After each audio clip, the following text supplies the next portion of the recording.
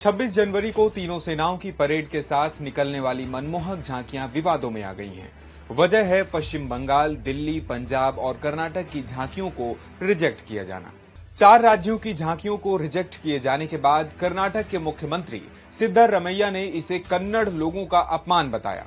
वहीं पंजाब के सीएम भगवंत मान ने इसे पंजाब विरोधी फैसला करार दिया है। 3 राउंड की मीटिंग के बाद रक्षा मंत्रालय ने यह फैसला लिया। पंजाब और दिल्ली की झांकी पहले 2 राउंड में ही बाहर हो गई, जबकि कर्नाटक की झांकी तीसरे राउंड में बाहर हुई, जिसके मुताबिक अगले 3 गणतंत्र दिवस समारोहों में सभी राज्य और केंद्र शासित प्रदेशों को अपनी झांकियां प्रदर्शित करने का मौका मिलेगा।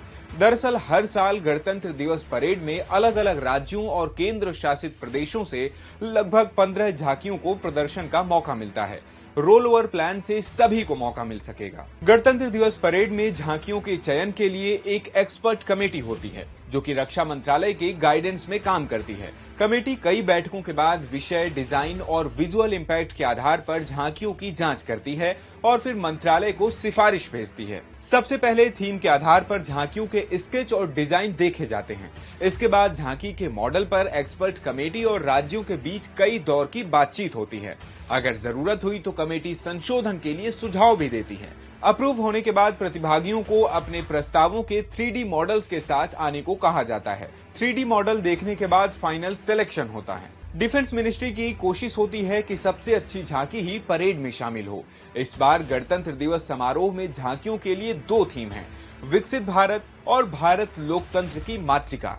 डिफेंस मिनिस्ट्री ने 18 से 26 दिसंबर 2023 तक सभी राज्यों और केंद्र शासित प्रदेशों से झांकियों के लिए प्रस्ताव मांगे थे, जिसके बाद कुल 331 झांकियों के प्रस्ताव आए। कर्नाटक की तरफ से 2 प्रस्ताव भेजे गए थे। इनमें से एक में मैसूर के शासक नलवाडी कृष्णराज वाडेयार और कित्तूर की रानी चेन्नम्मा के जीवन को प्रदर्शित करना था और दूसरी झांकी में बेंगलुरु के संस्थापक नाद प्रभु केम्पगौड़ा का जीवन दिखाया जाना था। ये दोनों प्रस्ताव रिजेक्ट हो गए। इसके अलावा 2 और प्रस्ताव भेजे गए थे, लेकिन तीनों को रिजेक्ट कर दिया गया। दिल्ली ने राज्य का शासन मॉडल प्रदर्शित करने का प्रस्ताव भेजा था, जिसमें अच्छी शिक्षा, बेहतर प्रति व्यक्ति आय, 200 यूनिट की बिजली जैसी चीजों को दिखाया जाना था, लेकिन इसे भी रिजेक्ट कर दिया है।